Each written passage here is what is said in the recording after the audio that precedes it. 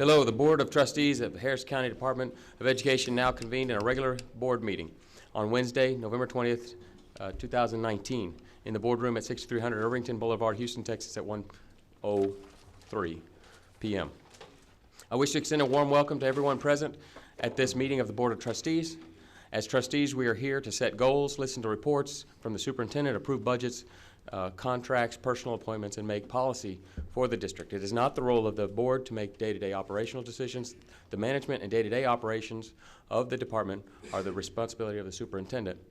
We have policies and procedures in place to resolve concerns. This is a public meeting of the Board of Trustees, not a meeting of the public. Prior to this meeting, board members received information related to items on today's agenda. Agenda items will not necessarily be handled in the order listed on the notice. The meeting is open to all who wish to attend and hear the matters discussed. During the course of this meeting, the board may determine that a closed session is necessary. In that event, the board will meet in closed session to consider matters duly posted for this meeting as permitted by sections 551.71 through .084, inclusive of the Texas Government Code. I respectfully ask that you please refrain from talking while others are speaking and that cell phones are turned off or in the silent position. Thank you for taking time this afternoon and join us and for your interest in the Harris County Department of Education. Okay, first thing, we need Dennis Calloway. He's going to give us our invocation. Please stand. Good afternoon. The invocation.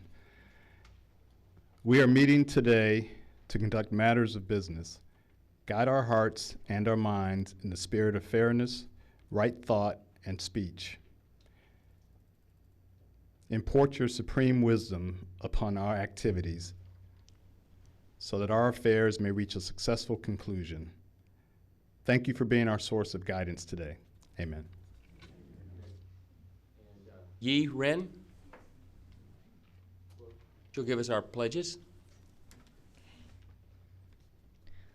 I pledge allegiance to the flag of the United States of America and to the republic for which it stands, one nation under God, indivisible, with liberty and justice for all.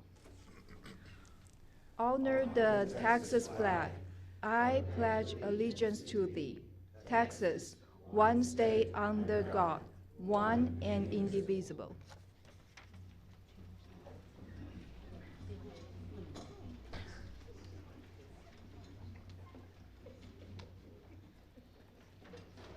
Okay, now we're going to go to the public forum. And first on the list is Colleen Vera.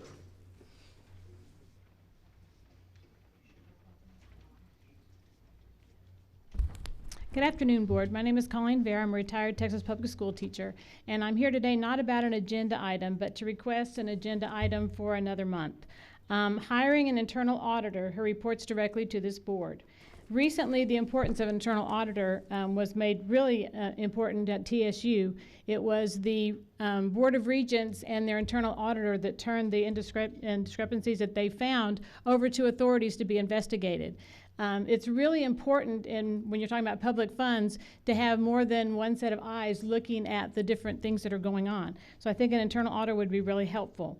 A large role in y'all's job as elected trustees is to watch over our money. Yet when you guys have a question, you keep asking the superintendent to give you a report a following month. That's really inefficient. There should be somebody that you guys call that works for you, that when you have questions about funds, that you can get reports directly from them in the order that you need it and not have to wait a month to get that information. And also to look for things that are out of the ordinary, such as in this month's check registry, chair massages. I looked up on their website and they're $25 each, and y'all spent $480 on chair massage. A retired employee getting a check for $5,218, and in the lines below it says from October 1st, 2019 to March 31st, I'm assuming 2020. Generally retired employees don't end up getting extra checks. Google ads, $5,000 in Google ads over a 10-day period. That's more than most businesses in Houston spend. A department-wide luncheon for $2,400. That's a lot of food.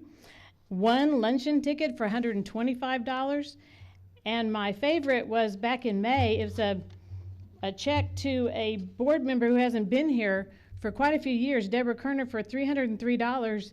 And supposedly it's like a reimbursement for a check that was lost. I've never known any government entity you can come back years later and say, I lost a check and I need it reissued years down the road. That's why I believe an internal auditor would really, really help you guys watch the funds and give much more confidence to the public that the funds are being used properly. Thank you. Thank you. And Josh Wallenstein.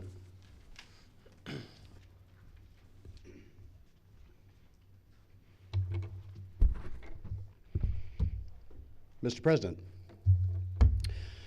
So thank you for your time. My name is Josh Wallenstein. I'm a compliance and ethics attorney, and I am also a firm believer in our constitutional and democratic values and the rights and obligations that they present. And I believe in constitutional democracy. That is why, though we may disagree on many substantive issues, I am glad that you, President Flynn, have officially filed with the Republican Party for a seat in the Texas legislature. And like you, I'm a patriot, and I believe in America, and I believe in our constitutional values, and like you, I support and defend our Texas Constitution, and I'm glad that you and I pledge allegiance to the Constitution of this state at each and every single meeting here. That Constitution, that Texas Constitution, says in Article 3, Section 19, no person holding lucrative office under this state shall be eligible to the legislature. Now, we know that you all, when you show up, are not paid very much for your services here. We are grateful for your service, but it is beyond dispute that you each serve in a lucrative elected position. And so the question is, President Flynn, not whether you must resign your current seat, it is when you must resign your current seat to be eligible to run for the legislature. And now you have not hired me as your compliance attorney. I assume after this speech you probably won't do so. But I'll give you some free case analysis anyway. There was a 1992 case from the Texas Supreme Court holding that a former regent of TSU could be seated as a legislator because he resigned 4 years prior. This case is different because, for now, you remain in seat and are therefore ineligible to file for the legislature, and you have. And so I know that you believe in the Texas Constitution, and I know that you believe in our courts. And the only two ways to comply with both our Constitution and Supreme Court precedent is either resign your position or withdraw your filing. I look forward to your prompt position and decision because the voters and this board and the Harris County Department of Education all deserve to know what your decision will be. Thank you very much. That was the last speech, so moving on to the business. Presentation of the 2020 Texas Association of School Business Officials Award Merit for Purchasing Operations. Dr. Jesus Emesqua.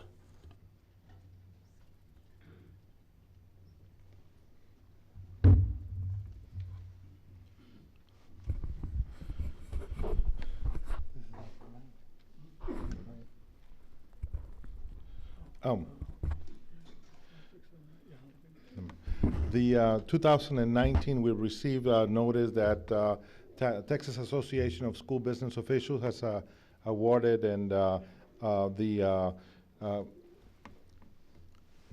purchasing award of merit for purchasing operations to Harris County Department of Ed. This is the 9th year in a row that we received this recognition, and we would like to present this to the board and also recognize our purchasing staff and our choice staff that are part of this this program and this award. Could you guys please stand? They're not here. They're out there. Oh, okay. I know they were here.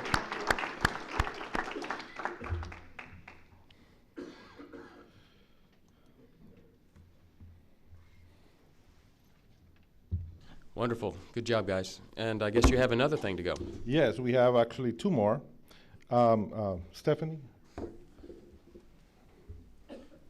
We also received notice and it's in your packet that the Government Finance Officers Association has awarded a Certificate of Achievement in Excellence in Financial Reporting for last year's CAFRA and year-end result, and also the from the Association of School Business Officials and also the Government Finance Officers Association. We have the business office who's responsible for preparing a lot of the documents that you see month to month and annually for reports. So we'd like to recognize him as well. If you could please stand.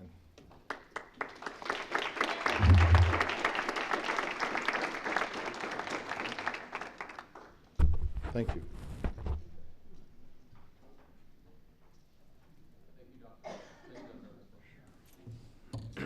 So that was both of them, right?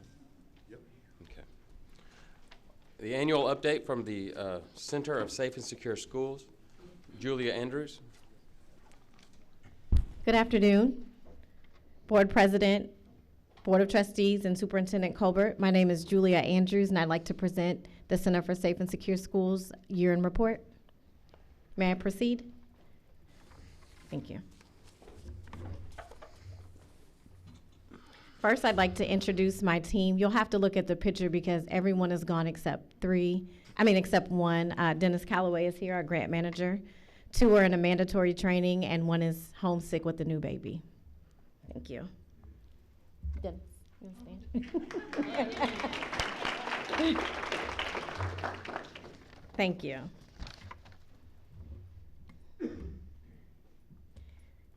We have a quick year in review in our video. Uh-oh.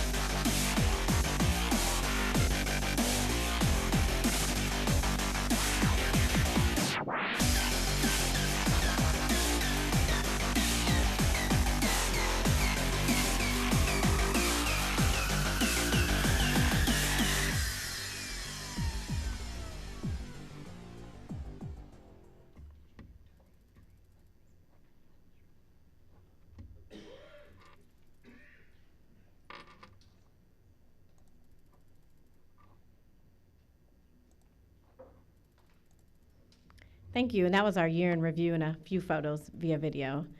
Who we are, the Center for Safe and Secure Schools was established in 1999 at the request of superintendents to advance the safe and secure environments for learning. This was right after the Columbine shooting in 1999. We were established. We are a center that seeks to innovative opportunities to continue to build more safe and secure learning environments.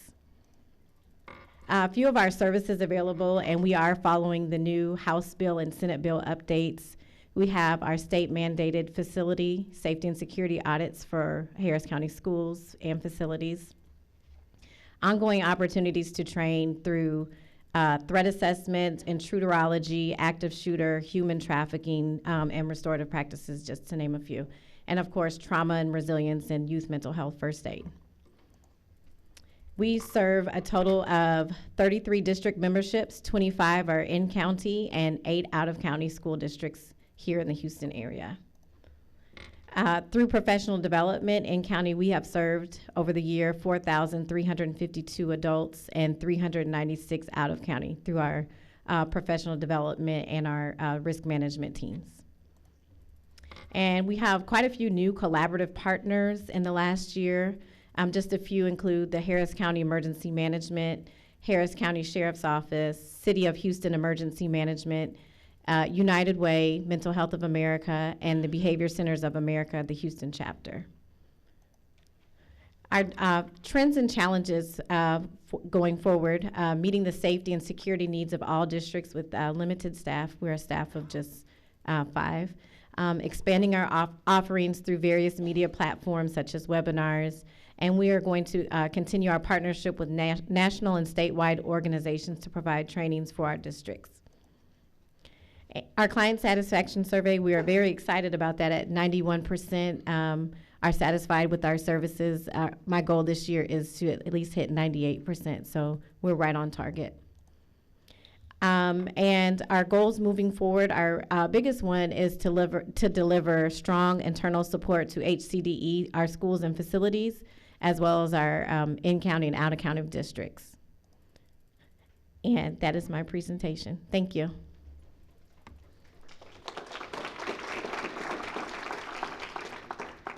Questions from the board? Yes. Yes. Ms. Andrews, thank you for that report. Thank you.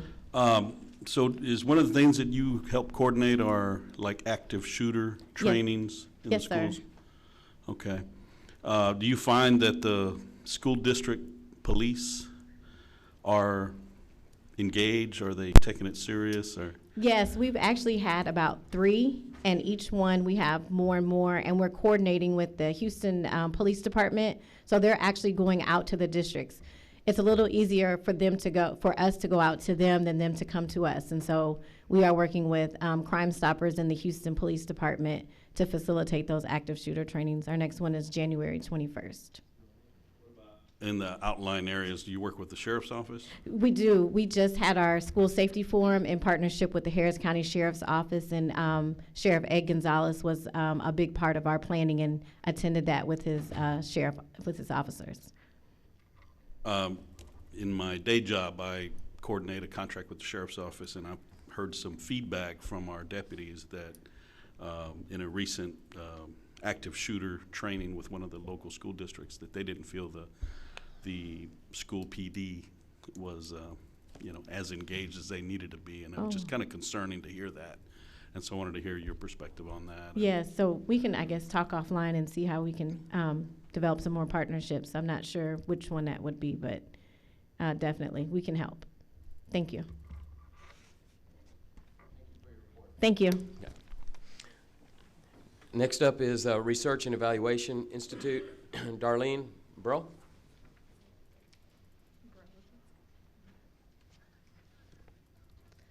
Thank you.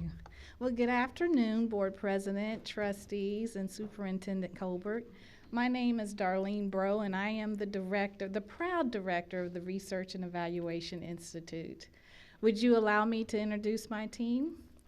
Please do. Wonderful. I would like my team to stand, one of the most hard-working teams that supports every one of our divisions. Let's give them a hand.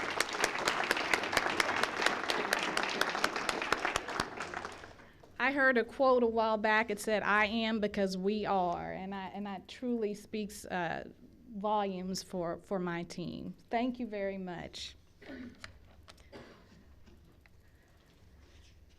So I don't have a nice video and like my colleague here, but many times people ask, what does research and evaluation do? And so if any of you have ever seen the movie Hidden Figures, and it was about these human computers that worked for NASA, and they coordinated they calculated the launch and landing coordinates for the astronauts. Well, I kind of think of my team like them. Because we gather all of this data and we crunch these numbers, and then we put it out to our stakeholders in a way that they can understand, but they can also use for program improvements and their program evaluation. So in a nutshell, that's kind of what we do. We have 2 arms to our division. I would say that's accountability and also research. Our accountability department works with all of our internal divisions, and we help them to set and monitor their yearly goals, their accountability goals. And then our research department, we work on different types of research, but one that we're working with our grants department and our adult ed and some of our community colleges. We're working on a grant to look at our young women and their involvement in these non-traditional careers like welding and cabinet, building and cabinet making, construction. So those are some of the research that we do. We have, for our internal accountability, our two big ones are Head Start and Case for Kids, and I actually have two of my team that is solely dedicated to both, and they provide their annual and their all of the reporting that's required for their grants. Also, we do our research, our white papers and briefs, and all of these are available on our webpage. One of the things I do want to point out is a little over a year ago, we worked directly with Spring Branch ISD and conducted a case study on their implementation of restorative practices. And we actually worked alongside the Center for Safe and Secure Schools. And so we did a desk audit, we did surveys of their students and staff and parents, and also focus groups. And the report, the final report and the work that we did actually got national attention. So we're excited about that. Also, college and career readiness. This is just a little infograph, one of the infographs that we put out, and this is important because this is college and career readiness is part of STAR accountability. So we provide resources to our districts that they can use real time, and also shoot these out, e-blast them out to principals and district officials. Briefs. I mentioned that we also put out briefs. Now, many of you all have seen lots of information in the media regarding tobacco use and vaping. Well, we put out a little brief just regarding, school policy, prevention programs, and resources to our districts, and we have gotten feedback that has been extremely helpful. Some of our special projects, again, we work with our divisions. As you can see, it's with Choice Partners, our Child and the Nutrition and Product Expo. We were excited. The students that attend, they actually scan that little QR code for the food that they sample, and they are able to actually say whether they liked or disliked it. And what that does is it gives the vendors an idea of what the students are looking for in their breakfast and lunch programs. We had a little over 100 vendors, more than 600 types of food, and the kids kids and adults seem to really, really enjoy it. Our accountability, we had our data share, and this is our second one, and we had over 80 attendees there. One of the big things that we do is our Head Start community assessment, and we work with 4 of the Head Start grantees. And this assessment, it helps to guide their programming and their work, and it identifies trends and patterns within the community. And it's actually a 5-year study. We are excited that we have received a 94% satisfaction rating, client satisfaction rating, and again, we are pushing for even higher in this coming year.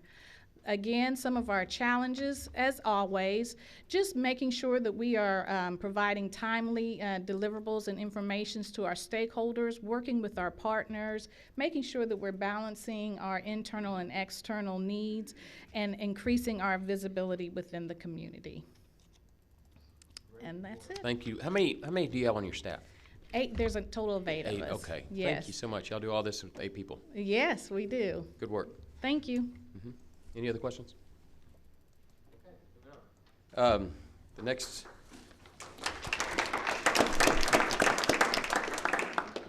Next up is James Colbert Jr. Thank you, President. Just two things to report. Many of y'all had the opportunity to participate in our celebration downstairs where Harris County Department of Ed was ranked or identified as one of the top places to work in Greater Houston, and that's a huge accomplishment for us. We are extremely excited. We were able to attend an event last week where only the companies who made the cut, there were 330 companies that applied, and only 150 of them made the cut. I found out at the event that you had to have an 87% approval rating by staff just to be able to make the cut to be one of the finalists. So great honor. Those of y'all who were able to go downstairs and fellowship with our fellow employees got to see me do a little bit of break dancing. You know, we get ranked higher next year, I might do a little bit more just for an incentive.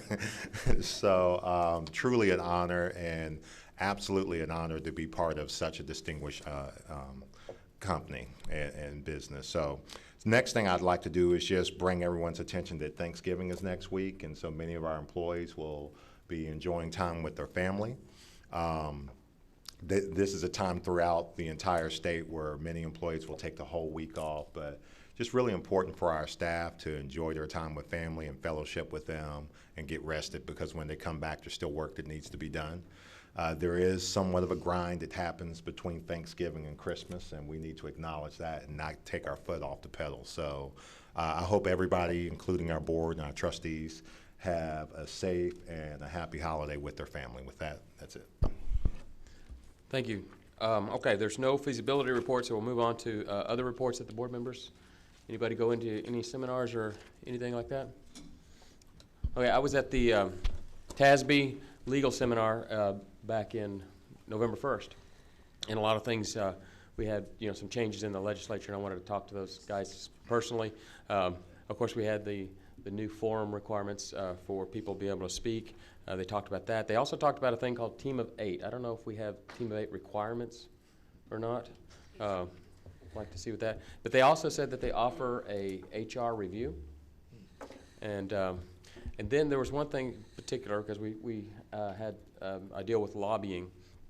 They said that there's a disclosure cost that TASB is supposed to give us for how much of our dues are used for lobby purposes. If there's a way I can get that number, that would be great. Okay. And with that, everything else is pretty much standard. Go ahead. I believe both Trustee Norris and I attended some meetings a couple of weeks ago with one of our assistant U.S. Secretaries of Education, and he was here for 3 meetings that day. Danny made the first one, I made the second 2, and that was a really interesting experience. So. Thank you. Thank you for reminding me. So yes, we met over in A-Leaf. So it's their Center for Career and Technical Programs. So they have programs for automotive, pharmacy. I mean, they have all kind of different career paths where the students have a chance to actually get some practice. They have welding, they have robotics. So Assistant Secretary of Education came down and had a chance to tour their campus. So it was both he and people like myself and Trustee Wolf got a chance to actually go check out the programs they had going on that way as well. And as they're having that discussion, having their discussion both here and nationally. So it was a good time. Thank you for reminding me, Trustee Wolf, because my week has been that crazy after a week. Well, in fact, I was supposed to be at that first 8 a.m. meeting, and I overslept. So I met him and some of the other trustees at the second meeting. Then the assistant secretary and I went down to Pasadena from A-Leaf. And as I told Superintendent Colbert earlier today, the superintendent and the principal at this school in Pasadena would like for all of us to come out to that campus, and I'd recommend we do that at some point. Thank you, Trustee Wolf. Any other? Okay, you're up, Dr. Amos. My Mesqua. And sorry about my cold or throat or whatever the issue is in my throat.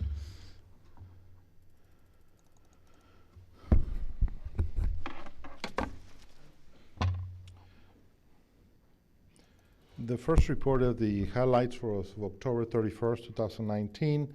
We'll review the interim financial statements, the budget amendment. All our reports are posted on our website.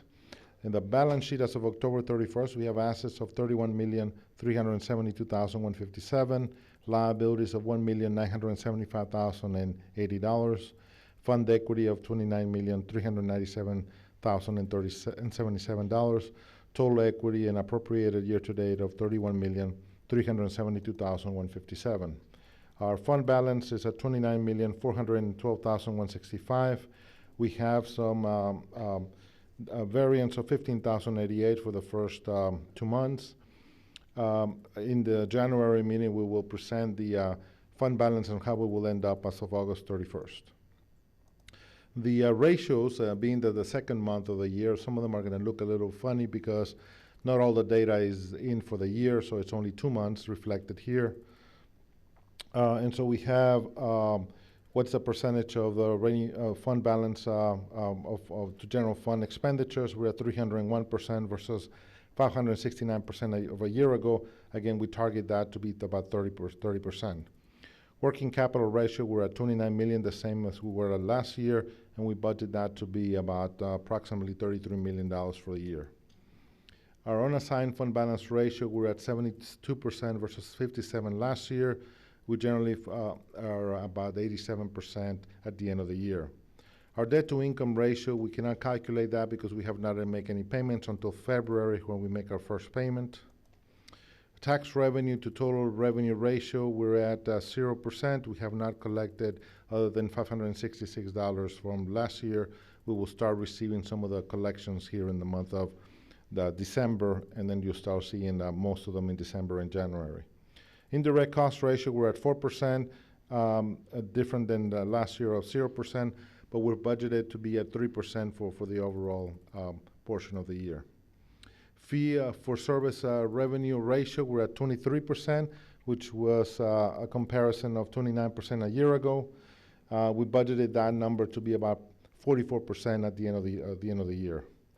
Fee for service revenue growth ratio, right now we're at -13. It's the second month of the year, and part of that is because we're just about to bill the schools, special schools, so it'll be about $4 million coming in the next month, so that you'll see that number change in the next month.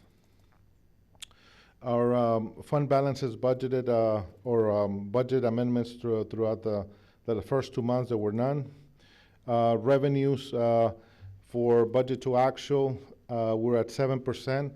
The first year, we're typically about, the second month, we're at 17%, so we have revenues of about 7%. There's about $4 million that we're still going to be collecting, or rather billing, here next month for our special schools. Special revenues at 5%. Overall, we're at 7% in budget to actual. Our total amended budget, and you'll see some of the amendments that we're going to present this month, $114 million in revenues and $130 million in appropriations. Expenditures were at 15%, slightly about 2% under the norm. Special revenues are at 12%, and overall we're at 15% for the year. Donations for the month of October were $6,983.69, and that is $750 in cash and $6,233 in in-kind, and that's for the Center for Safe Schools and the various Head Starts throughout the organization. This is our values, how they're growing from when they were adopted back a couple months ago. And so we're at right now 471 billion that has been certified, and there's approximately another 12 billion that has not been certified yet. So if all that goes through, 484 billion will be the number at the end of the year that we will end up. And so we will have 51,000 additional at the end of the year if all that materializes. The collections for the year, we're at 62,558. And again, most of the revenues are going to come in December and January. So right now there's only very little collections from delinquent and penalty and interest. Disbursements for the month, which are the detail, the register is posted on our website. 500 checks totaling $1,440,697. 868 transactions, $143,938. 6 transfers, $1,776,934. A total disbursements of $3,361,569. All the detail is posted on our website and is part of your documents. Segment information for the first 2 months, we have education certification as minus 51,286, records management positive 113,874, school-based therapy services minus 816,419, and schools at minus 2,151,249. This is where I was mentioning to you that the revenues right now in schools are about 50,000. This number is said to be about 4,100,000 next month. Some of the contracts have not been signed by the school district, therefore we could not bill them yet. So that billing will go out here this month. So you will see this number change to about 4.1 million in the next month. So we'll make this one wipe that out in the new fiscal year, in the new next month. Choice partners.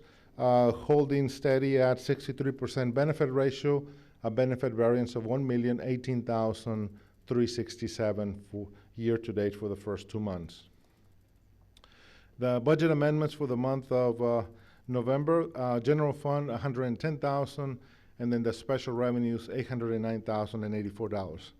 The first one in the general fund is an internal transfer with no effect on fund balance. It's just 10,000 for SIRE therapeutic horsemanship expenditures for Hypo and East.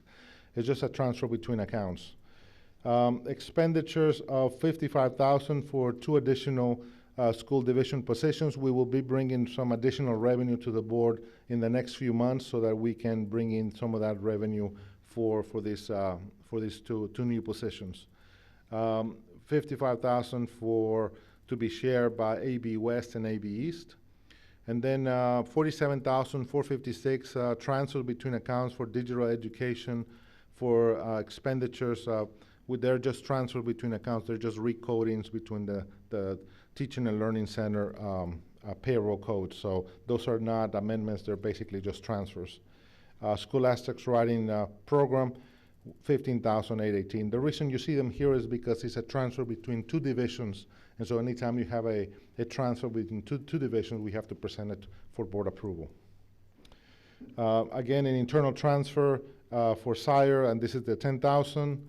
TLC Speaker Series, internal transfer, $15,818. Scholastic Art Writing, $31,638. And Winter Conference, $15,818. Again, those are internal transfers between different accounts. It's a matter of just recoding some of the payroll between the different accounts. In terms of the grants or special revenue, we have a rollover for funds from the Brown Foundation for $5,226. And then we have to adjust the placeholder. When we do the budget, we do an estimate of the grant amount. And so sometimes it comes in higher or lower. And so when it comes in higher or lower, we adjust it. And so here we have adjustments for Fund 216, $8,000 for 20, Fund 475, $10,333, Fund 201, Adult Ed, $44,923, Fund 230, Adult Ed, $226,000, Fund 498, Adult Ed, $793, Fund 498, again, Adult Ed, $315. And then we have a Head Start Fund 205, $507,482. Funds 206, $55,135. Fund 479, Head Start also $153,352. Fund 215, Head Start $257,076. Fund 234, Adult Ed, $40,253. Fund 223, Adult Ed, $7,866.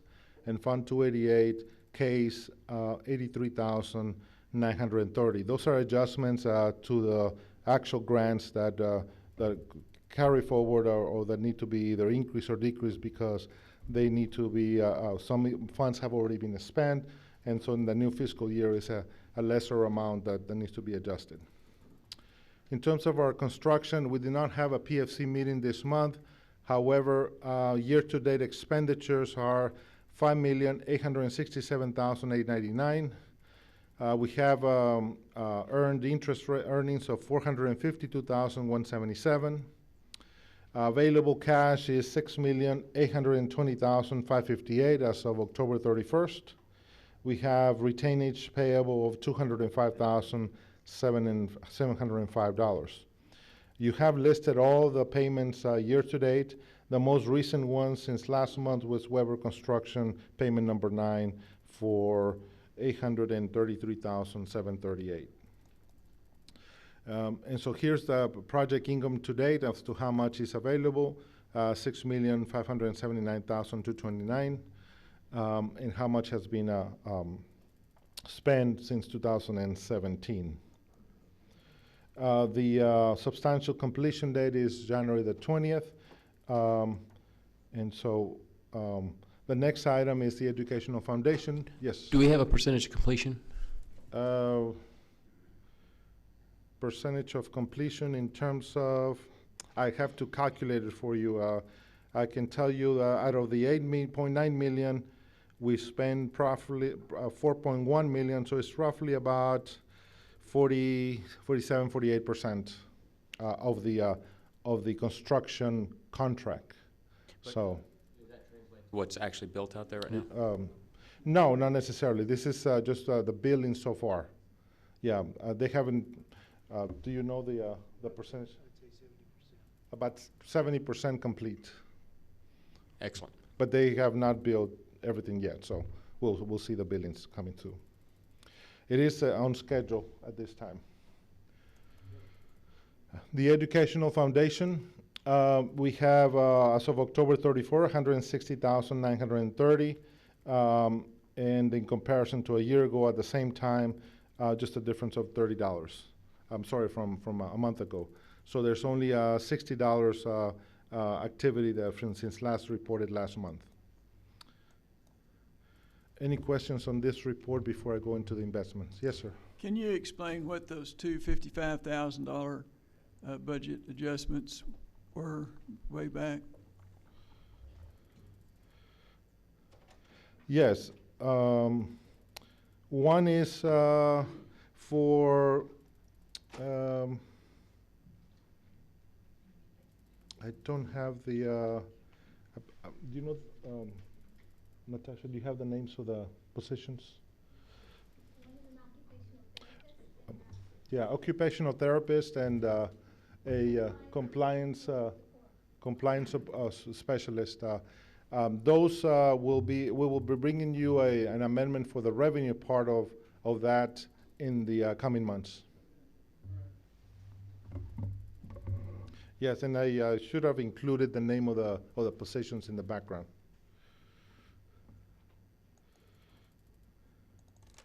In terms of our investment report, before I go into the investment report, Mr. Sumner, you mentioned about the workflow at the audit committee meeting. There's a handout that looks like this in your place that has the workflow for our expenditures for both the disbursement and the procurement side. It's the last page. And this is presented to you every month with our financials.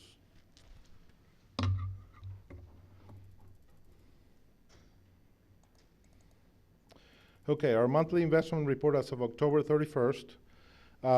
All our information is posted on our website, and the portfolio for total funds is $37,907,478, of which the general fund is $30,131,894, and then the PFC $6,820,493.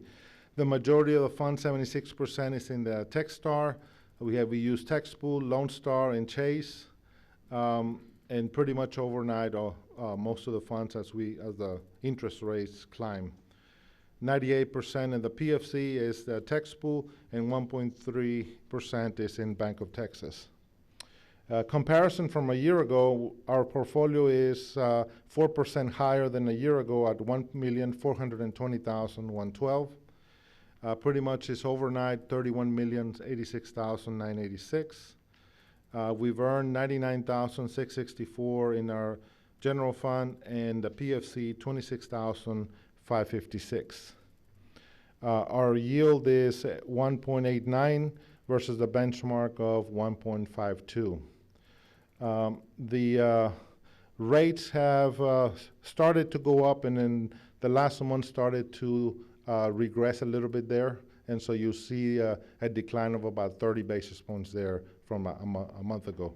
So, our cash position is one that takes advantage of the rises, but if that continues to go down, then we'll need to do a little bit of extension of our portfolio. But we were hoping that those will reverse a little bit in the next couple months. Questions on any other reports? Okay, thank you. Thank you. Okay, now on to the consensus items. Do any of the trustees have a item that they want to pull to discuss, and we'll pass the rest?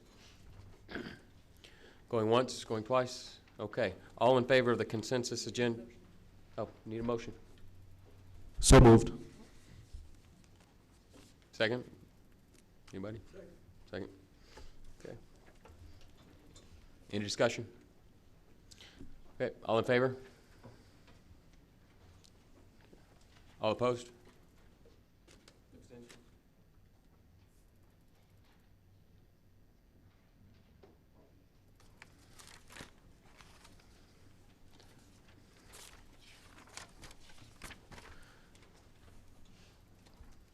First item in the non-consensus is report concerning Education Foundation of Harris County, including plan to phase out funding to the EFHC.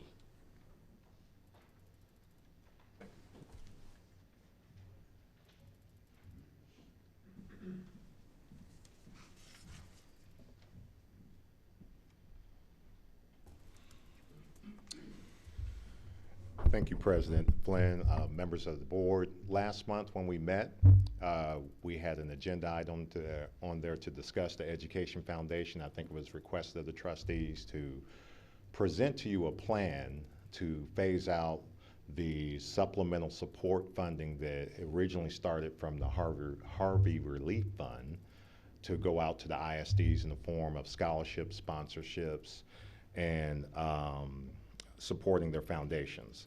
What I'm going to do, though, before I get to the actual plan, is I want to kind of give you some historical context of what foundations look like throughout the state of Texas. First of all, with Harris County specifically, out of the 25 school districts, 22 of them have an education foundation. Out of the 22 school districts, 18 of them have dedicated staff members. I think we heard Mr. Cantu mention that last month, where he actually serves on one of those foundations, that the vast majority of the education foundations have a person that's dedicated to the education foundation. Out of those 18 dedicated school districts that have dedicated staff members, 11 of them are either in part or fully paid by the school district. So that is not an anomaly whatsoever. In our model, what we've actually done is we've watered that down even more, because we have cabinet members who serve as liaisons, and Dr. Amesqua assists with some financial support. In the state of Texas, 40% of the ISDs pay their foundation staff. 21% pay part of the foundation staffing. That's for the entire state of Texas. So I think there were some questions on whether internal support actually provides, internal staff actually provides support for education foundations throughout the state of Texas, and it's not an anomaly whatsoever. You know, Dr. Amesqua made a point towards the end of the discussion that was really a valid point that I failed to point out to the board, and that is historically our education foundation has served many purposes, and some of those purposes have gone through an evolution. We've talked a lot about how the foundation was primarily programmatic, where it was doing the EcoBots program, and now it's trying to become more philanthropic. But the Education Foundation also has a 501c3, which serves many roles where it supports several other divisions that we have. Two of the biggest divisions that it supports is CASE, which is our after-school program, and then it also supports our Head Start program, where money flows through the 501c3 to be able to go out to those specific divisions. Any modifications to the foundation, or whether it doesn't exist or not, will have more impact than just the foundation alone. It will ultimately impact Head Start and our CASE program. So I think that that's important to recognize. What this chart does is shows you a historical trend of the money coming through the Education Foundation versus the money that Harris County has been dedicating to the Education Foundation. If you look at fiscal year 2016, you see that $690,000 were coming to HCDE and going out to various programs, and this is when the Education Foundation was running an EcoBots program, so we were getting a lot of philanthropic dollars to support that program, along with the money that was coming through the 501c3 to support Head Start and CASE. In the orange, you see that the $198,000 was going out, and at the time, and I'll show you in this next graph, we had several employees, but the biggest one being we had a CEO of the Education Foundation that was actually the Harris County Department of Ed was supplying the money to be able to pay that gentleman's salary. In 2017, you see how there is a decrease in not only the money coming in, but also the money going out to support the foundation. Some of that is somewhat of an illusion, because what happened is the EcoBots program, I moved that to our CASE program, our after-school program, so they were running it. So along with that went a lot of the dollars that went to support that. But the biggest reduction was we no longer had a CEO to run our Education Foundation, and we went to more of a model where someone would serve as a liaison to support the foundation. As you can see, the numbers have gone down each year, and they're hopefully flattening out, but some of that's due to there not being staff with the Education Foundation to go out there and try to gin up money to support some of the programs and initiatives that we have and request of the foundation to do. What this graph shows is back in 2016, there was a CEO, a COO, an accountant. Then the next year, the CEO was gone. We still had a COO, an accountant. Then finally, we just had an accountant, and now we don't have any dedicated staff just for the foundation. The only staff that really is assisting the foundation is Ms. Bartz and Dr. Ameswa, who I've directed to support and serve as liaisons for the foundation in Harris County Department of Ed. So the proposal that I've put out to the board several times, we've had feasibility studies on this. I have an agenda item on this agenda, and it was the same one that was on last month's agenda, was the money that was originally created to be a Harvey Relief Fund that I believe Trustee Moore and several others got behind right after the catastrophe of Hurricane Harvey. What I would propose to the board, and I'll making somewhat of an amendment to that. Initially, I was requesting that we send $500,000 to the foundation that could go out in the form of sponsorship, scholarships, and grants. What I would say that we should do while we wait for our foundation to get its legs back and become more philanthropic is perhaps what we need to do is do $300,000 for the year 2020, $200,000 for the year 2021, and $100,000 for the year 2022. Now, I need to make something clear. This money isn't to keep the foundation up and going and alive. That's not what I'm requesting. The foundation is alive. It's trying to regenerate itself and grow back into, or change shapes into a more philanthropic foundation where it was programmatic. This money is to go out to provide supplemental support to educational entities throughout Harris County. Obviously, the primary goal would be to go to the 25 ISDs and support them in their foundations, whatever academic initiatives that they have. But we could also support programs like our adult education and maybe even our Head Start programs. And I think that that's a purpose that our foundation should do countywide, not just with Harris County Department of Ed. So in the action steps moving forward, there's two things that I would draw your attention to. I have put back on there the agenda item, which is an action item, 7C, to request for the board to release this money for the foundation to start utilizing it in the form of scholarships, sponsorships, and grants. But in addition to that, the foundation would agree to provide reports to the trustees of how that money was being dispersed. Ultimately, the goal would be to phase out the contributions to the foundation. So it might be able to get matching donations from other, philanthropic organizations that wish to do so. But this would be assisting the foundation in trying to get legs on its own to be able to have its own revenue stream and its consistent donors that wanted to assist other educational entities throughout the county. Questions, comments, and concerns? I don't think that you've actually answered the question we wanted answered as to how you were going to phase out our participation with administration expenses. I think you have clarified the fact that maybe that those items being spent aren't as large as maybe some of us thought. I will, reserve my comments on your agenda items to when the agenda items come up. But what we're wanting to know is what's the plan that we won't be providing and basically all the administration and services for the foundation. Well, maybe I misunderstood exactly what the action item was when we left last time, because I thought it was just a plan for how the money would be spent. I think we have an issue when it comes to the actual staff and their support that they provide the foundation. I have no issue with my staff providing support to the Education Foundation. And I don't think that that's an anomaly to anything that happens throughout the entire state of Texas. Ultimately, I would love the foundation to be able to afford its own staff, but there's no issue at all with HCDE staff supporting our Education Foundation.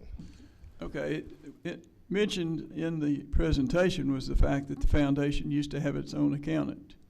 So why wouldn't the plan be that at some point the foundation would have its own accountant? That's a possibility. Right now, I would like to see the foundation be able to start getting its own philanthropic dollars, and if it could get it to the extent where it needed a full-time or a part-time accounting, and they can pay for it themselves, that'd be great. Well, one thing that I don't know what the balance is of August 31st of 19, but the previous foundation report says that they had $84,000 on hand at the end of the year. And so I'm wondering why we are continuing to expend our monies when they have funds for themselves. Dr. Mesquith? Yes. The majority of those funds are restricted. They're for a specific purpose. They cannot be used for administration or non-specific use. There's a restriction in each one of those. And in the report, it says that the level of amount that is restricted, and I can provide that the breakdown between that 84,000. These grants are allowing administrative expenses, right? 1%. Okay. So that 1% is very little. Okay. 8,000 at best. So there's the foundation is supposed to raise money for use for administration, as well as the grants for specific use. Mm-hmm. Okay. Right. Well, I see the expenditures going down, but I think we need to have that explained to us as to what those available funds would be, and I think we need a whole lot more study on this matter, but we'll cover that in the agenda items. And I might be jumping the gun too, and this may be later agenda item, because some of those programs also depend on, if I remember right, some of those programs require money, because that's another part. I don't remember if it was explained that much last meeting, as in some programs require you to have some skin in the game. So if you're going to apply for certain grants, don't certain programs require that you actually put your own money in for some of those things? Yeah, some of them require a match or some type of in-kind, and they make it a requirement that you have to meet a certain percentage, that you're going to spend, by the department before you get some of those grants. In the report, the annual report, there is a schedule that tells you how much is restricted and how much is unrestricted. Last time that I recall, there were less than 10,000 in available as unrestricted. The majority of that is restricted, which is the money that comes from the endowment that goes to CASE. The majority of that bulk of that 84,000 is the endowment fund.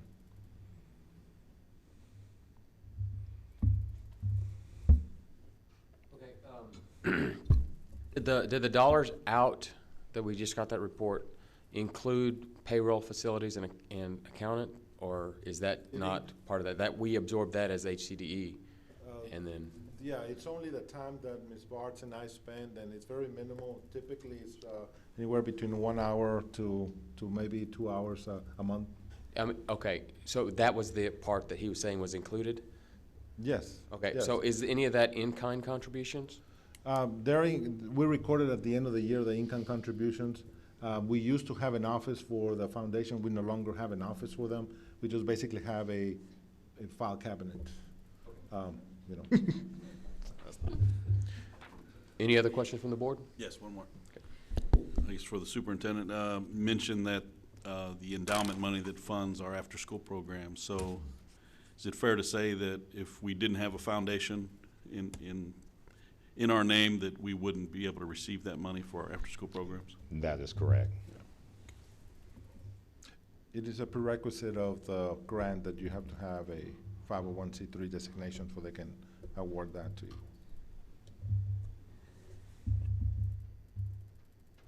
Thank you. Thank you. The next item on the agenda is consider prohibition of the use of any HCDE resources in support of the Harris County Education Foundation, including but not limited to, as said. Do I have a motion? So moved. Is there a second? Second.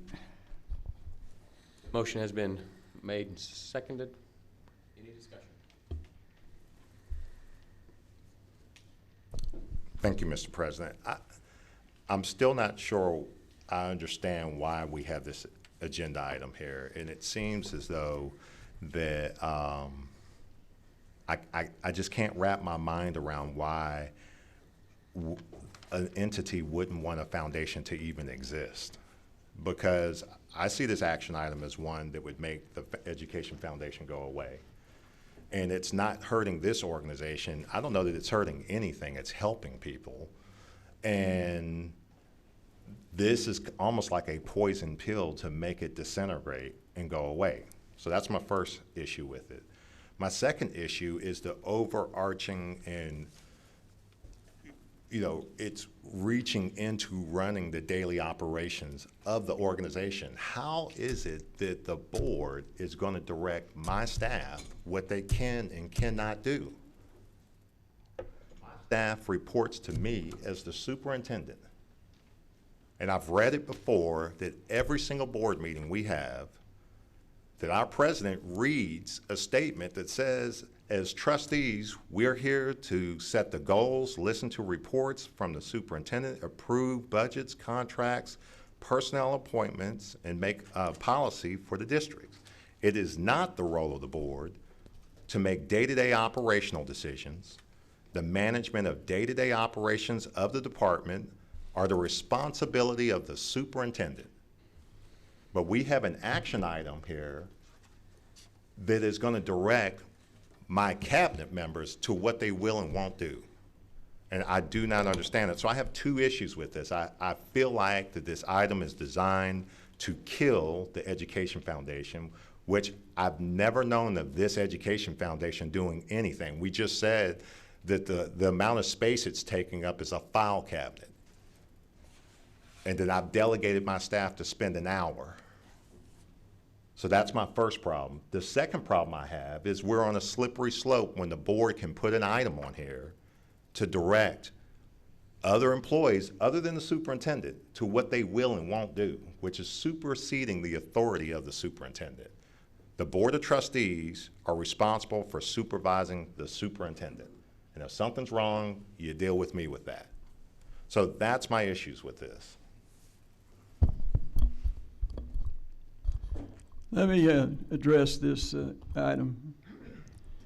First of all, this is a policy decision of the board to be made, and it's not an attempt to direct the superintendent's efforts to and its staff. We're trying to, in this item, we're trying to separate the foundation from the department. And right now, frankly, the department is running the foundation. And this is what we're trying to say, and what we wanted the superintendent to do is to give us a report, and number A is how we're going to cause this separation to occur and how long it would take to do it. We didn't get that report. We just got examples, and I had quite a bit to do with Spring Branch ISD. I know exactly how their foundation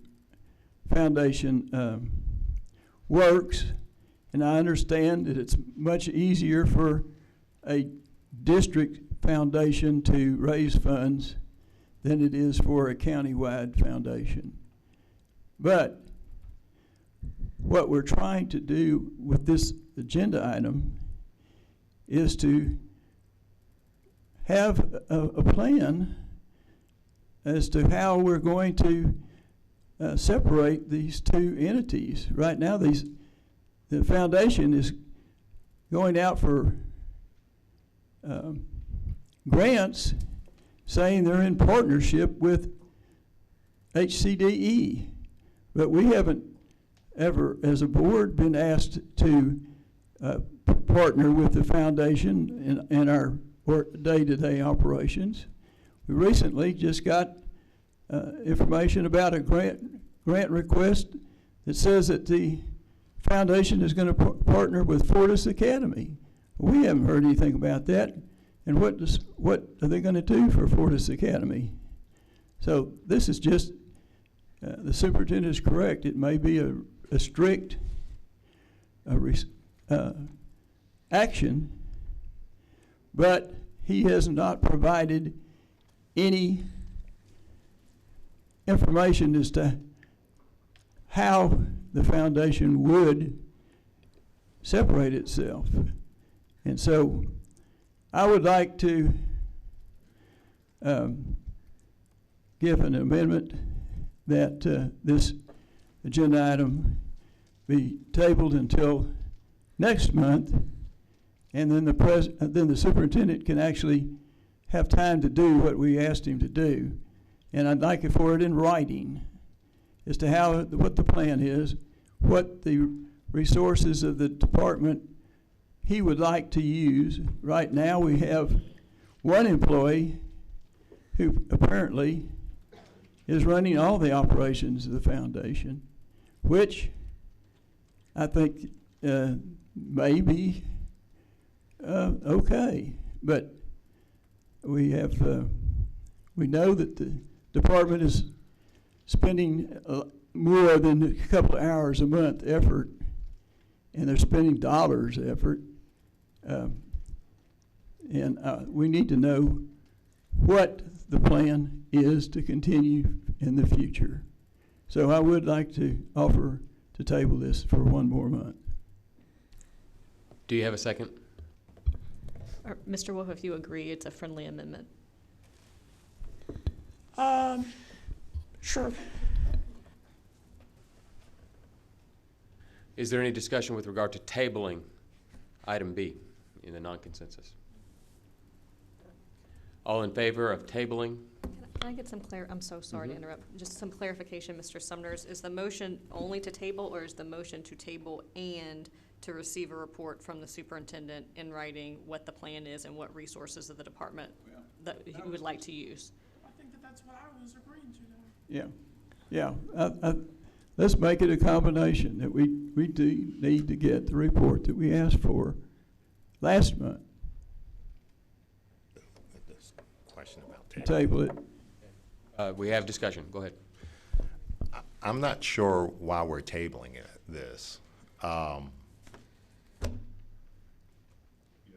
would actually probably, if you're requesting me to do something, then perhaps you should probably put it in writing so we can all agree that that's exactly what I need to do, because I think our interpretation of what we hear are different. I have no issue at all with HCDE staff supporting the Education Foundation. And the only difference it would be next month is I would type that to you and put it to you in writing. But I don't have an issue with that. I have never seen or ever even heard of an organization that doesn't support its own education foundation. I've never heard of that.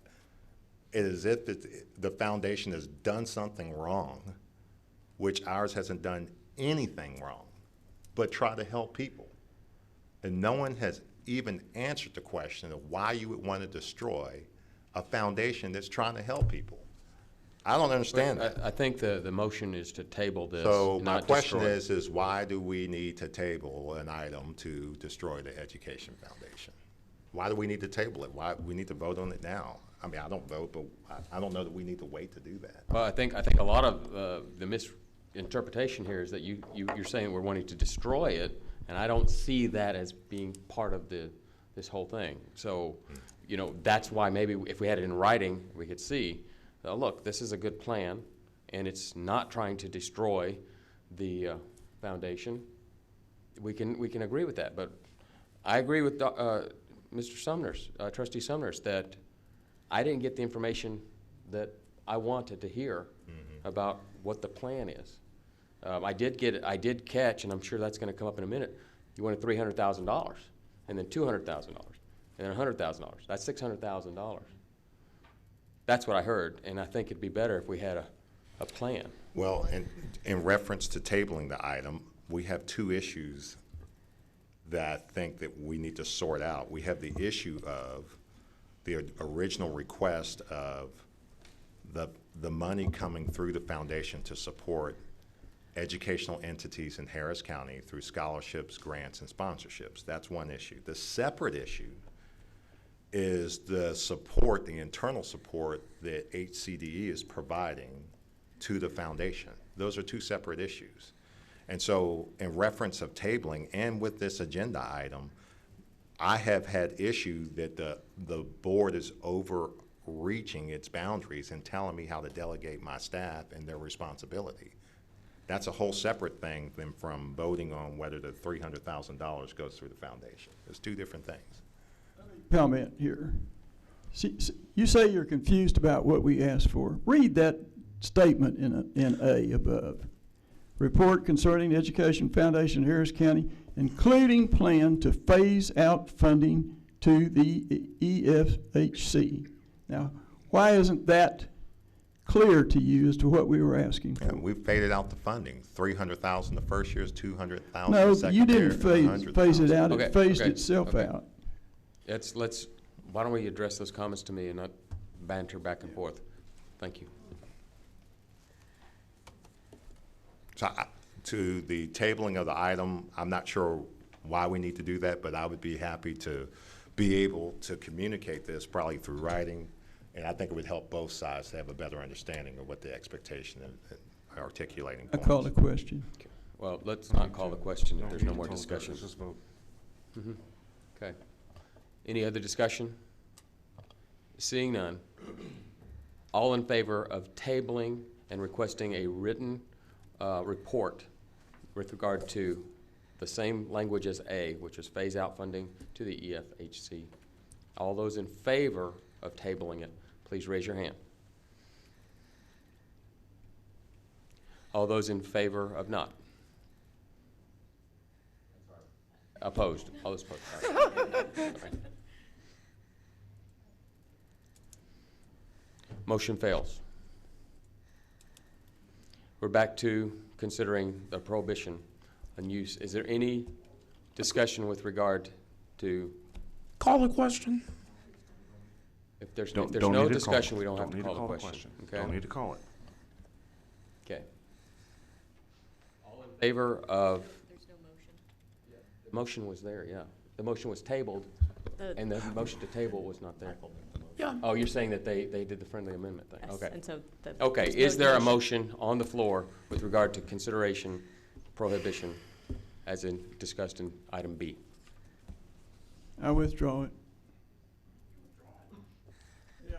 No, yeah, there's no motion right No now. motion, So but if there's no motion, it'll die. I was the one that was gonna make it, so.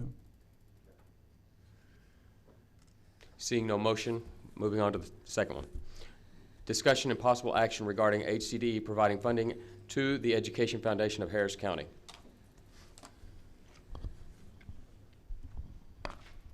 Do I have a motion?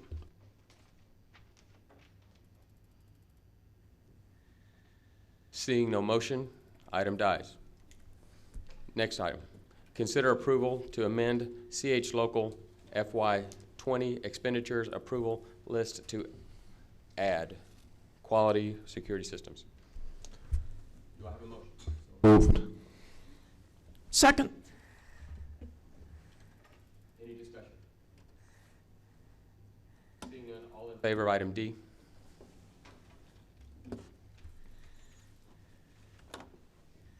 Motion passes 6-0. Next item, consider approval of contract for replacement of the flooring in Conference Center. So Do I have a moved. motion? Who did that? Second.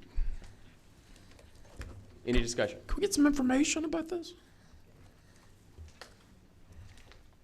So the carpet in the conference center is 11 years old. It is, I went back and get some data for this. We've had over 51,000, since 2011 to now, we've had over 51,000 reservations towards that area. We've had also, going back, we've estimated about 1.3 million individuals that have used or have been in that conference center. So we looked at the carpet. It has a lot of coffee spills. We've had it cleaned, but it is wearing and wearing badly. And as we grow and have more conferences, reservations, we felt like it was time to replace that carpet. It is on a replacement improvement program, although it was supposed to be a little bit later, but we've moved it up considering the age of the carpet and the wear on the carpet. How much have y'all moved it up? What length of time? About 4 years, actually. It should have been about, yeah, because we usually do about carpet between 15 years is what you look at. So we moved it up. So I guess my question is, how did you get to this number? That seems like a lot of money to me. As far as the cost, you mean? Yeah. I mean, this is what we Is went that, after. is that about typical? Yes, sir. For the amount, because we're talking about the entire space up there. We're talking about the entrances and then the 3 areas that we have conference. Do you know how many rooms. square feet this is?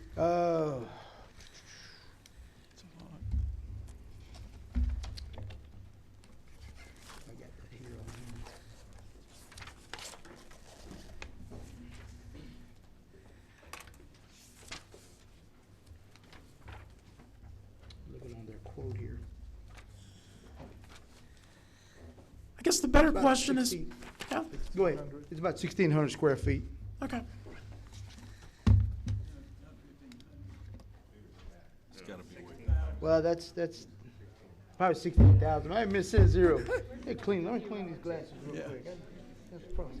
Clean my glasses. Danny,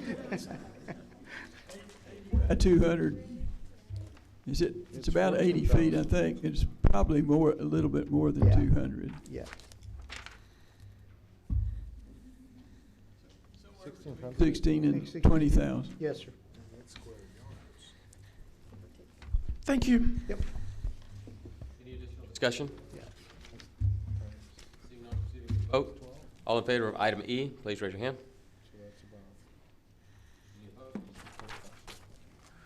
Item F, consider approval of Amendment 1 to Interlocal contract between Harris County Department of Education and Stafford MSD.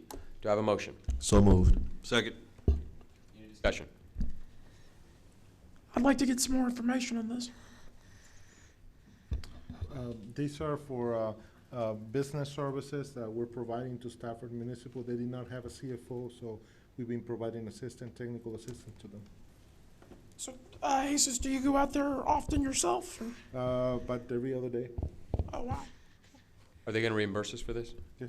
The 90,000 is. Any additional discussion? Seeing none, all in favor of item F, please raise your hand.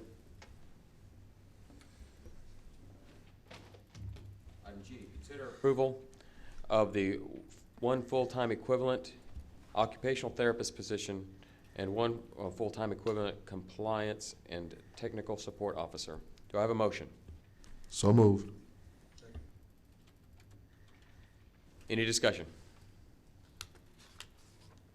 How much is this going to cost? Is there a cost or is this offset? Yes, it's part of the budget amendment. It was 55,000 per staff member. But are we going to be reimbursed with fees, or this is just We add? will bring a budget amendment for increase in revenue. Okay.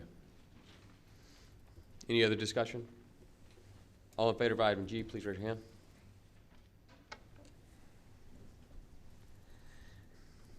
Item H, consider approval of the HCDE Early Head Start and Head Start School Readiness Goals. Do I have a motion? Moved. Second. Any discussion? I'd like to get maybe a brief synopsis from Ms. Peacock about this, if possible.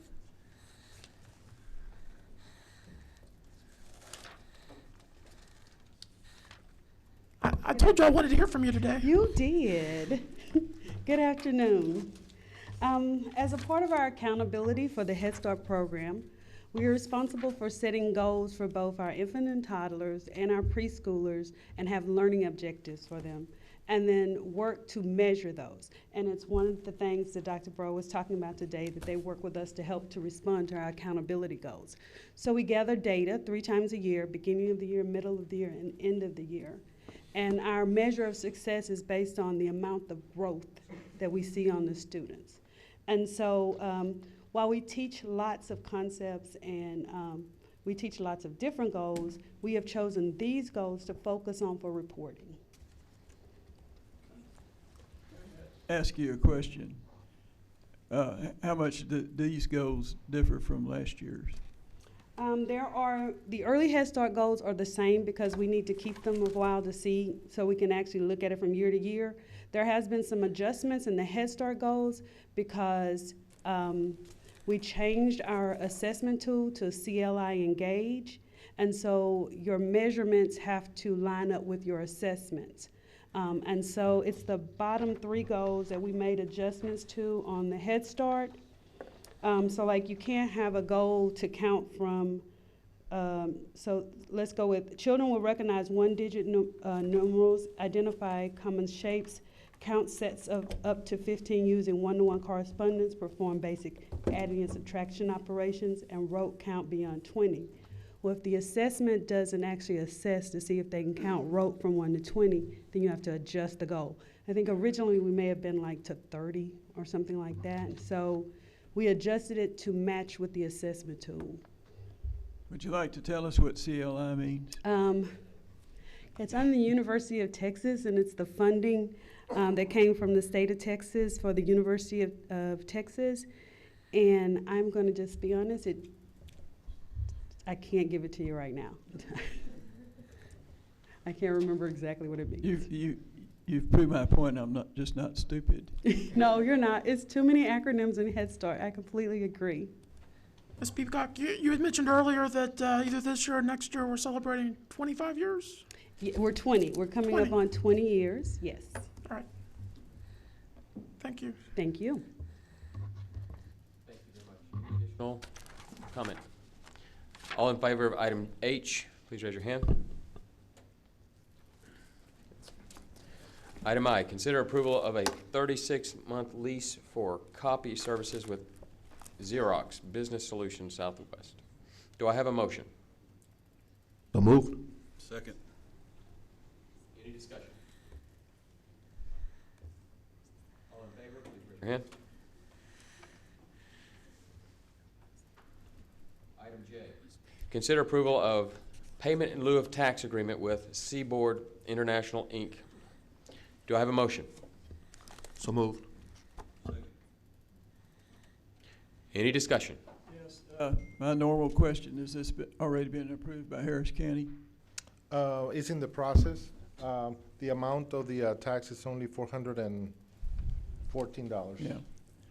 Well, it's been our policy not to do this until the county passes And before we it. sign, we can follow up with the county to see if they've already approved it. Maybe they're being in the process of doing that. Okay, so you can delay it until Till they such approve time? it. Yes, Okay. sir. Can we put a stipulation on this that we only approve it if Harris County approves it? Sure. If Mr. Norris and Mr. Cantu agree to that amendment, you can just do it as a friendly amendment. Sure. Okay.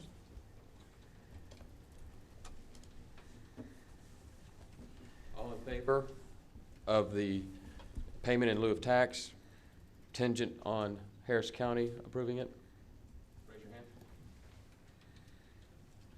6-0. Item K, consider approval of the service agreement with Julie Smith to provide disability consulting services to HCDE Head Start, Early Head Start, and EHS, Child Care Partnerships. Do I have a motion? So moved. Any discussion?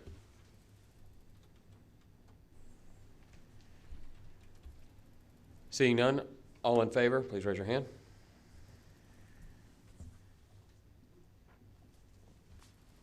Item L, discuss and possible action to fill Harris County Department of Education trustee seats. Do I have a motion? What would be your motion? I guess we have to name, well, we're talking about Georgia's seat. So to move to discuss action of filling, what's the position? It's position 1, precinct 2, for filling that seat. Nominee is what I think we're looking. We can discuss it at this point, yeah. What do you want to do? Either we put a nominee or we pass it. Okay. Do we have a nominee? Do we have a plan? What kind of motion do we want? I would move that we table this. So, well, the motion is to discuss filling this position. So I guess the question becomes, how many people applied for the, it was 2? One. One by the deadline. We had one timely and one late. Okay, the one was last month, and then who's the other? It was the second one that was sent out that applied quite a bit late, at least 3 weeks after the deadline, 3 weeks after the last board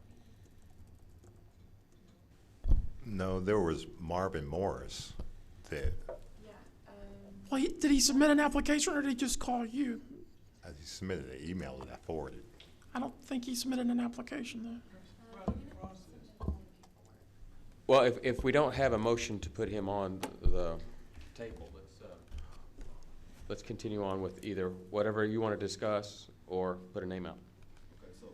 Okay, so the 2 were, okay, well, 2, potentially 3. We have the gentleman, hold on. The first gentleman who submitted during the one, because last month we had one timely application, right? And the gentleman's name, I had his card. Tom Carter. Cotter. Tom Carter. Yeah. Marvin Morris submitted an email. I don't remember. I remember seeing the email, but I don't remember if the affidavit or. It was an incomplete application, is that what you said? I don't remember if there was affidavit. I know the last one that came in. When did that come in? That came in a couple weeks ago, and that was Ms. Hinojosa. Okay.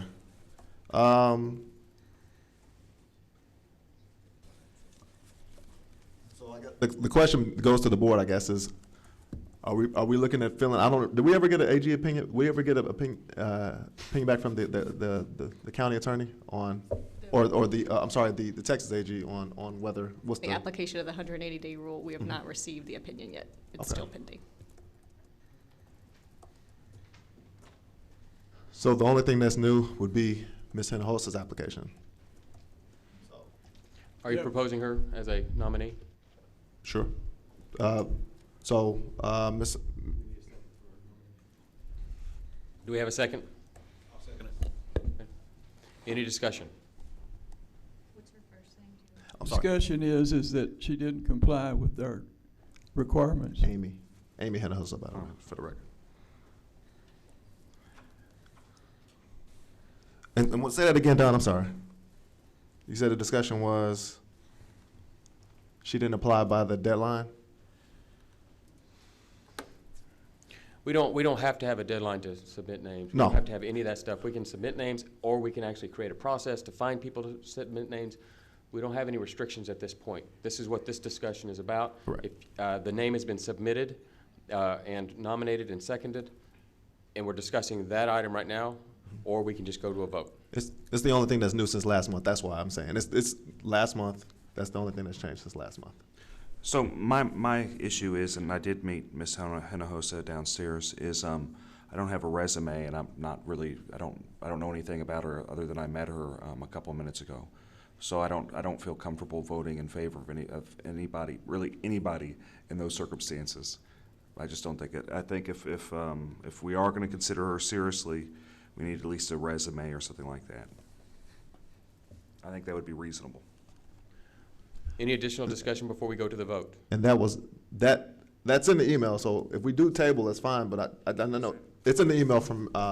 It's in the email you sent though, right? Because I'm looking at it now.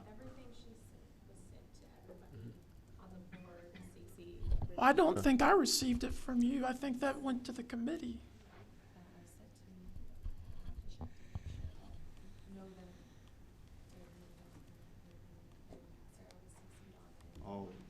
Okay. You're right. You're right. I'm looking at the email. So I'm sorry. Yeah, I got the email, but yes, it's just me, Josh, Don, and Sarah. So you're right. So I'm assuming the rest of the board did not get the email. So okay, I thought this was. I'm just looking at who's in the sent file. So. Okay, we can either move to a vote, or we can take the name back off for later. What would you like to do?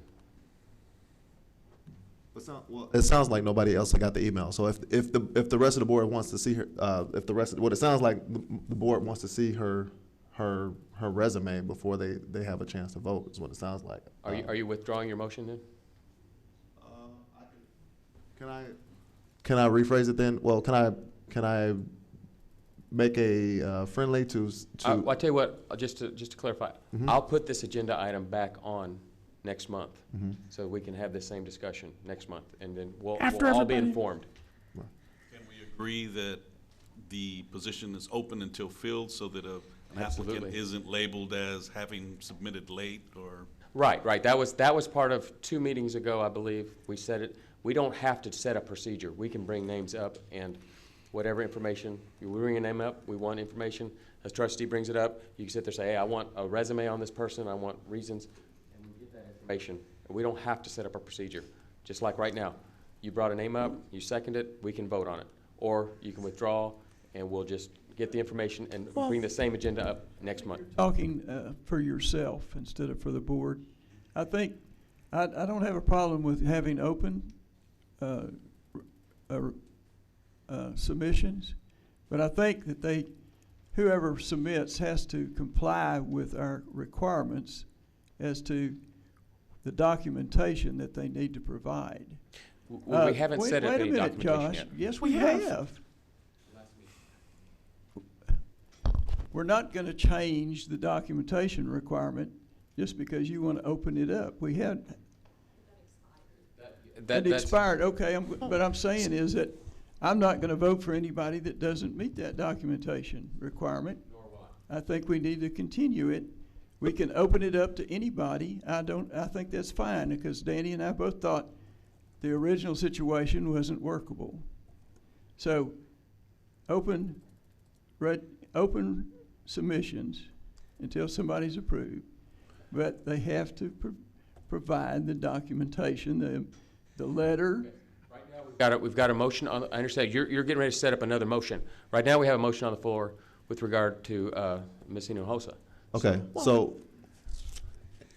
I think what he's saying is in line with it, so if the discussion is, I guess it's all tying back to the same position, so the discussion becomes,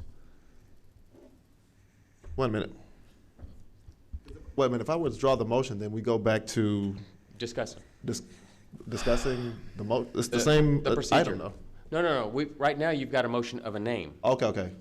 Okay. I could withdraw. Let me withdraw and go back to the procedure because that's Okay. yeah. I'll withdraw it then. So noted. I've got a question. Or I think Eric has a question. The question I have is to the board. Do you want to, and would y'all consider maybe advertising in the Chronicle or some newspaper to get nominees? If we want to do that, I think that's an option. Done that. Well, wait, We never did that. I think we had this vote last month and it was 3-3 with one abstention. Okay, I need a motion. What is the motion? So my motion would be just to keep the documentation requirements the same. So to fill position, what's the position? It's precinct 2, but position 1 for precinct 2. Keep the position open until filled. The same documentation requirements that Don and I came up before. I think it was like an affidavit, resume, and a letter of intent, basically. Okay, so the motion would be to be considered by this board, they have to have those 3 items. Yes. And then when they have those 3 items, then they can actually be a nominee. They could submit it. They could submit it to the whatever the link that was out before, but make sure it goes to us. And then that I guess those need to come out to the in the future, it needs to go out to the whole board so we can all see them. But at any time now. Yeah.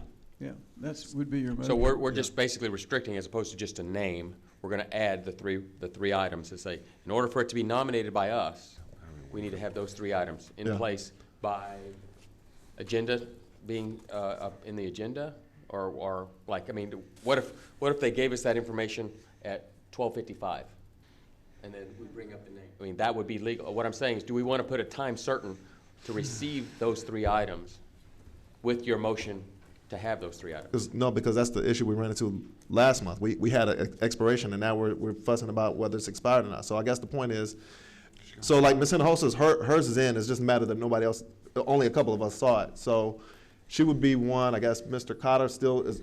I think the issue we had last month was that it was an applicant of 1. So that was the fuss last month. So the point is, whoever.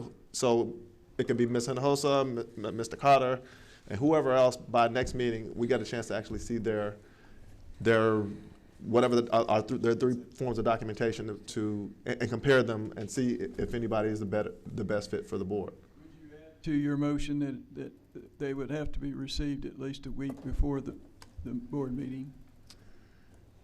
I think that's setting up another process. No, but it'll stay that way for each meeting, as long as it's a week before. Because we could literally, somebody could walk up here with those 3 items right now and ask to be considered. So what I'm saying, what I believe Mr. Sumner's is saying, is that he wants it just a week before, just so we have time to digest that, and so we can actually come in here and vote, and then the problem won't be, I just got the information. They'll have a week. And then, so we'll say any nominee that comes before us has to have those 3 items a week before. And that can, for the January meeting, the February meeting, it doesn't matter, just before they're considered, they have to have it here with us. So we've got 2 right now. I know we'll be able to get the one that you were talking about. He'll have his information by then as well. When is the agenda set? It's 10 days before. I'm just. We're not going to have names on the agenda. We'll just have, like this says, discuss impossible action. So we're not going to put a name on the agenda. We're simply going to say, with the motion, that we're going to have a 7-day look-see. Go ahead. Could we waive that if we changed our mind? Is that a yes? If we agreed to this and then we changed our mind and wanted to get out of it, we just the majority votes. Okay, that's all. I was just making sure. Okay, so it doesn't matter. That's true. We could take up a name right now. That's right. Just don't matter. It's true. Even if we create, if But we we're create trying a to make it, process. we're trying to make it a fair process so that everybody knows So- the rules of the game. Well, but you can waive the rules if you change your mind. Okay. So it's a request, but not a requirement, that's what it sounds like. We're trying to be civil here, so. I know. We I just want a week. I was ahead. just pointing out a big hole. That's it. It is a big hole. So, but that'll also be, Well, let me, Eric, are you saying that we could change our mind and waive the week? Oh yeah. Yeah. Oh yeah. Yep. Why isn't it a policy if we vote for it? Mm-hmm. Oh, okay. So it doesn't matter. If you want to go with it, I'll vote yes, but just keep in mind, we change our mind. just so that everybody knows that if something comes up at 6 days, we'll sit there and say, it came at 6 days, and that'll be a reason, then we can waive the motion and vote for them anyway. Yeah, we can certainly consider anybody. Well, if that's the case, then you can. So I know it's You can might as well get everybody's information. Okay, so It's let's still just, it might be easier. What is your motion right now? Right now, we've got a motion of 3 plus possibly 7 days or no days. Just put the 3 requirements, and then that'll be easier. That'll address trustee Gibbs' concerns. It won't, but I'll vote for it. Don't matter. Okay, we can say 7 days. If we decide to change our mind, it's fine. But it's at least 7 days before the meeting to the regular board meeting, or if we decide to have a call. How does that work? The board's already taken action previously to only consider filling this, at least Dr. Moore's position, at regular board meetings. Okay, so that's right. We can waive that too. Okay, so before the positions, where did I start with this? Okay, so it was to fill the position 1 for precinct 2. Keep the requirements for the 3 forms of documentation for the applicants, and make sure that they have it submitted at least a week before the next board meeting, to be considered As a nominee. Do I have a second? Second. Any additional discussion? Can we submit a request to trustee Moore to reapply for his position? I'm kind of joking, Josh. Thank you. But he is still in his house in his district. So. Okay. Okay, all in favor of the motion, please raise your hand. Okay, seeing none, moving on. Consider possible revision to policy BE local regarding submission of agenda items by trustees.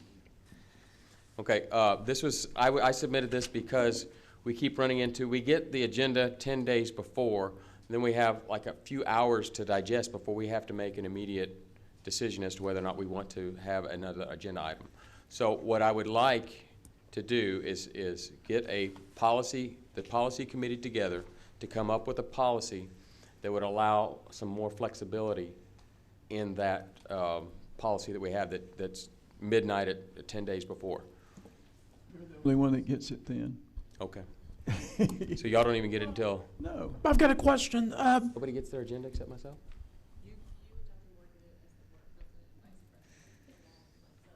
And Mr. Colbert to review before it gets posted.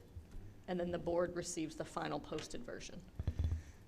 We don't get it It until seems like like they all should get the board thing. As soon as it's prepared for me, the whole board should get that so that they can address that. We get it like Okay, on- Well, that's my motion is that we construct a policy committee to discuss the policy BE and bring it to the board meeting, next board meeting, and then we'll discuss whatever policy that they came up with. Second. Any discussion with regard to setting up a policy committee? I've got a question. Yeah. I guess my question is, how many days do you think would be adequate? We're not going to discuss it right now. Well, But you can get on the meeting and I then you can understand, but discuss that it and then they'll bring impacts it how I forward. would vote on this item. Because As you to are, whether or not setting up a committee? yeah, because right now it's 12 days, I think, before the meeting. How much time do you need? Because Same discussion once the policy is drawn. I understand, but right now the policy is 12 days before. As I recall, I think the board president and vice president finalized that with the superintendent like over that weekend, maybe the next day. So it sounds like you may have 1 day. between a request and when you need to finalize the agenda? Well, I'm a firm believer of committee process, and we can debate it as a committee of a whole right now. Well, I'm not debating, but- I'm just asking well, you I how mean, much that's what time we're you doing. need. Yeah, that's what we're doing. So But if you- we don't, if we can just give it to the committee, and then we can discuss whatever they came up with, and we can figure out their rationale, and then you can say But anything you want to, change You're it. you're requesting it, so I'm just wanting to know how much time you think you need. Yeah, I mean, obviously, we have to have it in by 48 hours, so it can't be after that, 72 hours. So, I mean, it has to be sometime before that. Well, right now, the deadline is a Friday, you better typically, so it sounds like you would want it before that Friday is my only question. And we'll let them discuss that, and But are you volunteering to be part of the policy committee? I'm asking what your request is gonna be of the policy committee, because right now, I don't think it's clear. But he's saying that he wants more time, so that would be prior to the current deadline. Let me give you the problem, and we can discuss the solution right here, or we can give it to a committee. The problem is, I get the agenda, okay, and then I've got a limited number of hours, and now I just found out that the board doesn't even get the agenda at the same time I do. We get it like the following Wednesday or Thursday. You have no time. You can't put anything on there in response to anything that's on that agenda. And so what I want is to be able to have some time that the board members, the elected board, can respond to what is being presented to us by the administration. Okay, right now, at one point, the first meeting, I had to call an emergency meeting just to get something on the agenda so that I had 72 hours. I'd like to avoid that problem too. So this whole discussion that we're having right now, we'll probably have this exact same discussion in December, but at least we'll have the policy committee's report with this regard. That'll have all these incidental issues and questions answered, hopefully. All right. Any additional discussion? All in favor of convening the policy committee to discuss policy BE local? Please raise your hand.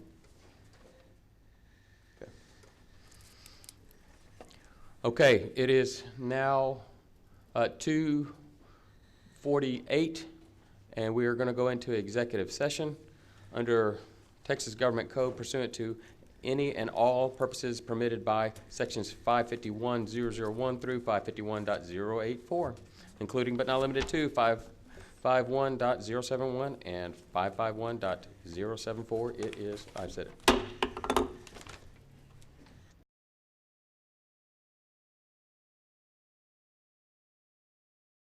Harris County Department of Education will reconvene after executive session. The time is 3:10. Do I have a motion? Motion adjourned. Motion been made. Second.